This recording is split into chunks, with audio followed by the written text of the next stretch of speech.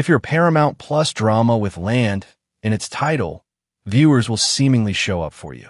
The streamer's new crime series MOBLAND and the Taylor Sheridan show's Landman in 1923 make up the top 3 launches in Paramount Plus history. It could be Tom Hardy or Guy Ritchie bringing in eyeballs, but I'm sticking with my land theory.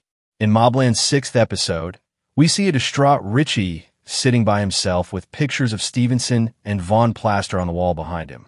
Tommy is still grieving the loss of his wife, and his tears haven't stopped yet. It's quite devastating. The incident's news quickly spreads. Harry is shown conversing with that enigmatic man named Dunny, who says that Cat Mallister sent him. This seems to surprise Harry, suggesting that he and Cat have a past. But as soon as Freddy informs him that Vaughn is dead, he orders Kevin to quickly gather Bella and Eddie and head to the Caswells. Harry, in the meantime, hurries to Jan and Gina, who are both naturally annoyed by this abrupt change in plans, and takes them to the Caswells for protection. The Stevensons and the Harrigans are going to battle, so Alice, Fisk, and Mikasa fasten their seatbelts. That being said, a few clarifications are necessary before the fireworks start. Conrad responds to the bombing by telling Harry, Kiko, Zoa, Kevin, Eddie, Maeve, and everyone else who thought Maeve was responsible that he is the one at fault. Indeed, Conrad claims that he killed Vaughn because he was unable to tolerate Richie's insults. Kevin is understandably upset with his father for upsetting any illusion of harmony they may have managed to establish. But Conrad is too preoccupied with being the macho head of the household to pay attention to logic, particularly while Maeve is pressuring him. When he and Bloody C4 and Vaughn's car are all along, Conrad simply watched Harry use Freddy to plant firearms and bombs in Richie's house in case of a battle, something Richie never intended to do. It was only a question of when Conrad would finally get around to killing her. It's absurd for Conrad to say that Richie pressed the button because his remarks were unacceptable. Conrad is so disconnected from reality that he instructs Kevin to call the Mexicans and persuade them to support the Harrigans rather than the Stevensons. Kevin must thus tell him that Archie was the sole connection between the Harrigans and the Mexicans, and that link has been severed since Conrad killed him. As a result of Maeve's nebulous accusations of treachery, Conrad, Maeve, and Eddie alternately dunk on the poor, distraught man after Richie phones Harry, who then transfers the call to them. According to Conrad, he is willing to send his dogs to consume the burned remnants of Vaughn, which are most likely scattered around Richie's front yard. After Eddie confesses to killing Tommy and making him squeal like a piglet and weep for his mother, O'Hara merely hopes Richie isn't filming the entire incident because she will never be able to defend it in court. While the Harrigans are spewing pure vitriol over the phone, Richie stays silent. All he does is listen. At last, Richie says, "Run," and hangs up when Conrad begs him to exhibit the same sass that he showed at the wake when he threatened to murder Eddie if he saw him outside. Harry and Kevin are depressed, but Conrad, Eddie, and Maeve are quite proud of themselves. Conrad and Maeve are following in the footsteps of homicidal maniacs who have repeatedly harmed women and children and have escalated their violent crimes to establish their domination in response to even the smallest opposition. Naturally, a person with unrestrained bloodlust will be unmatched by anyone with the decency to refrain from attacking women and children during a conflict. Brendan and Seraphina's phones are off, and Harry observes that they are not in the Caswells. He then begins looking for them.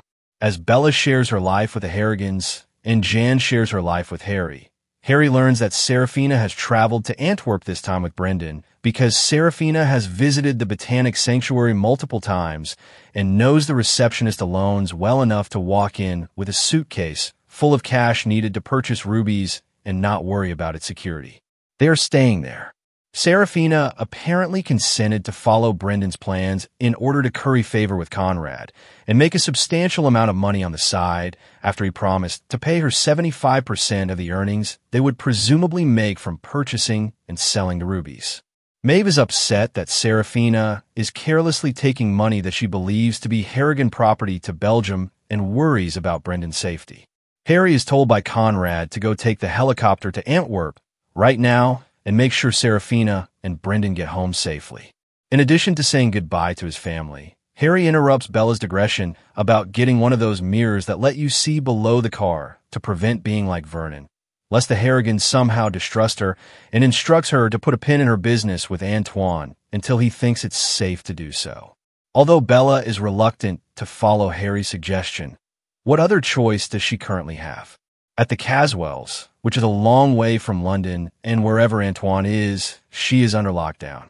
Kevin is also right to compare Conrad's choice to go to war with Richie to the beginning of conflicts by waning empires in an attempt to regain the confidence of their people. Then, at least we wouldn't have had to endure one of the most eerie passages ever in which Conrad implies that he wants to be Gina's protector. Jenna is able to escape the old-timer thanks to Jan's intervention. Jan refuses to cooperate when Conrad beckons her like a puppy, preferring to stay with a visibly upset Gina instead. Serafina and Brendan negotiate with Samuel and Leonard in a diner in Antwerp. Serafina wants to ensure that Brendan and she are not taken advantage of by the person selling them the rubies. She begins aggressively and remains acting that way despite Brendan's repeated warnings to calm down because he fears she would sabotage the business deal. Serafina leaves Leonard because she believes that he and Samuel are both dubious, particularly after Leonard states that the meeting will take place in a far-off place from the city once a specific amount of money has been deposited to ensure that she is sincere about the situation.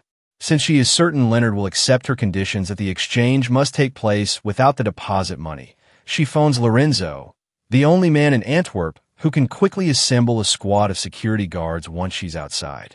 Leonard chooses to complete the sale on Serafina's terms, proving that Serafina's risk paid off. She then meets with Lorenzo, who is prepared to pay a hefty fee to send a group of armed guards. Serafina uses this costly arrangement as a justification to increase her profit-sharing percentage from 75% to 90% because Lorenzo's fee will be paid out of her own pocket. Brendan accepts to receive very little benefit from this entire situation since he is so eager to win Conrad over. Back in the Caswells, Maeve devises a scheme to sacrifice Brendan and Serafina in order to defeat Richie.